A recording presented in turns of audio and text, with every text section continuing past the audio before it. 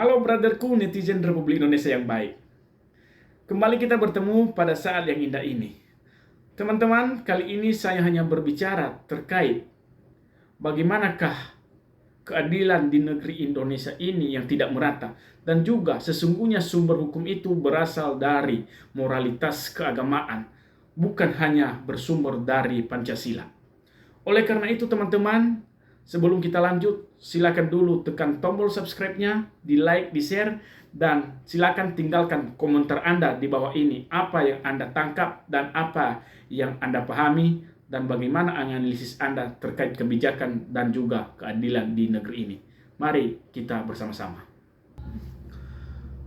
Teman-temanku seluruh rakyat Indonesia, ini perlu menjadi perhatian kita bersama ya. Terlebih-lebih kepada anggota legislatif, badan yudikatif, terlebih-lebih kepada penegak hukum jajaran pihak kepolisian. Ini wajib kalian melindungi hak-hak masyarakat ya. Terutama pada penerapan dan penegakan keadilan di negeri ini. Kenapa? Karena banyak sekali teman-teman kami kalangan bawah yang menjerit, yang berteriak atas kebijakan dan keputusan yang diambil alih oknum-oknum, sehingga dengan keputusan yang mereka berikan kepada orang-orang kalangan bawah, banyak yang merasa terzolimi atas keputusan itu. Seharusnya pihak legislatif, pihak penegak hukum, semua jajaran dapat memberikan pengayoman dan perlindungan hukum sebagai amanat Undang-Undang Dasar dan juga sumber hukum bagaimana Pancasila yang berdasarkan moralitas dan juga ketuhanan yang Maha Esa. Itu ya yang harusnya kalian berikan kepada kami. Teman-temanku, fenomena yang telah terjadi di negara Republik Indonesia ini bukan menjadi rahasia umum, tapi sudah lumrah terjadi. Karena keputusan itu seakan ada kepentingan di dalamnya, dan jelas itu banyak terjadi kepentingan. Mereka memberikan suatu keputusan bukan berdasarkan azas kemanfaatan dan azas keadilan, melainkan karena kepentingan. Sesungguhnya bagaimanakah asas kemanfaatan itu dan keadilan itu? Ini menurut pendapat saya harusnya bersumber dari moral spiritual. Sehingga kebijakan berdasarkan Pancasila ketuhanan yang Maha Esa yang berdasarkan sumber seluruh kepercayaan agama harus didasarkan dari situ sehingga terpenuhilah keadilan di negara ini. Teman-temanku, banyak kejadian dan fakta di mana pejabat dan juga penguasa yang telah terjerat hukum di negeri ini, faktanya mereka dihukum secara ringan. Kalangan bawah dihukum sangat-sangat berat hukumannya. Bahkan yang lebih ngerinya ketika berlawanan hukum kepada orang yang kaya, yang penguasa, yang punya kekuasaan, yang benar dapat disalahkan, yang salah dapat dibenarkan. Bagaimana pahitnya hukum di negeri ini, beroboknya hukum di negeri ini, bagaimana tidak becusnya hukum di negeri ini. Itulah hukum di Indonesia. Tentu bukan seperti itu. Teman-temanku, bahwa amanat Undang-Undang Dasar, setiap undang-undang telah dituliskan oleh badan legislatif. Peraturan-peraturan pemerintahan dibuat oleh pejabat-pejabat yang berwenang di bidangnya. Namun faktanya tidak semestinya diselesaikan, tidak semestinya diterapkan. Namun ini sebagai pembatasan, seakan menjadi pembedaan antara orang kaya dengan orang yang lemah. Apakah itu merupakan sebuah hukum yang adil? Tentu tidak, karena di mana penerapannya tidak sesuai dengan yuridisnya. Sesungguhnya teman-temanku, keadilan yang benar adalah berdasarkan moralitas spiritual yang berdasarkan ketuhanan yang Maha Esa yang ada pada Pancasila. Kalau kita menganalisis bagaimana Soekarno-Hatta dulu, dia dapat merubah posisi Pancasila saat ini. Pada tanggal 22 Juni 1945 itu, bahkan Pancasila sila pertama yang saat ini berada di posisi terakhir, ketuhanan yang Maha Esa itu berada di posisi sila kelima, dan telah dirubah karena ketuhanan yang Maha Esa itu itulah tujuan utama berdirinya hidup manusia di dunia ini, bahkan di Indonesia ini, sehingga diposisikan.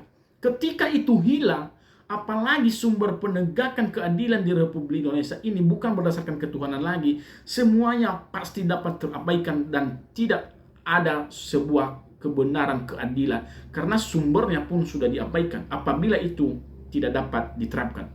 Oleh karena itu, kepada seluruh jajaran kepolisian, jajaran pemerintahan, seharusnya kalian dapat dibekalin, kalian harusnya memenuhi ilmu dalam otak kalian supaya oknum-oknum di sana itu tidak terlalu menzolimi banyak orang, sehingga tidak penuh dengan mafia yang ada di dalam, tidak penuh dengan sarang mafia, sehingga apa yang telah terjadi ketika dapat dibekali dengan ilmu ketuhanan yang Maha Esa itu, kalian bisa berwibawa, kalian dapat memperhatikan dan mempertimbangkan sebuah keadilan yang benar-benar. Teman-temanku, bahwa terkait dari sumber hukum dasar keadilan, ada kaidahnya teman-teman. Di mana dari kaidah hukum tersebut, ada istilah kata yang berasal dari bahasa Arab, al-adah muhakamah, yang artinya kebiasaan dapat dijadikan hukum. Kebiasaan yang baik dan lazim di masyarakat dapat diakui sebagai dasar hukum selama tidak bertentangan dengan syariat atau berlangsung secara terus-menerus dan berulang-ulang.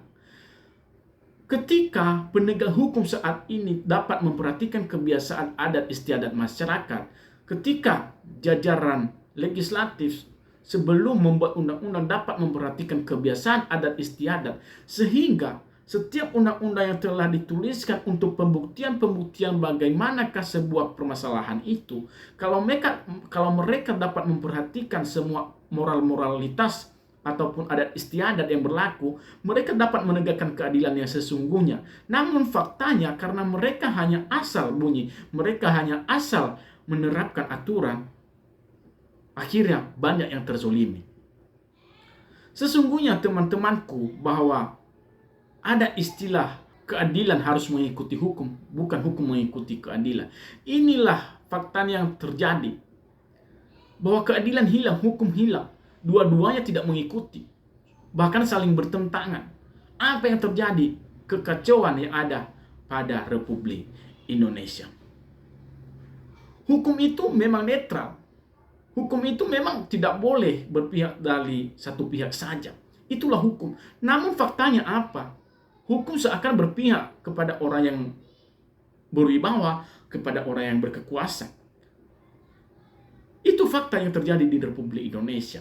Sangat disayangkan teman-teman ketika suatu hukum di negeri ini tidak diperhatikan sama sekali oleh orang-orang yang penguasa. Teman-temanku, apa yang saya sampaikan tadi, bahwa sesungguhnya keadilan itu berasal dari sumber hukum. Di mana sumber hukum yang sesungguhnya yang ada di dunia ini, menurutku bahkan di Indonesia ini, berasal dari ajaran semua agama.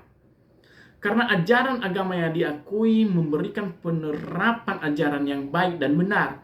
Sehingga apabila ada sesuatu permasalahan yang harusnya berdasarkan sumber hukum, maka terpenuhilah keadilan.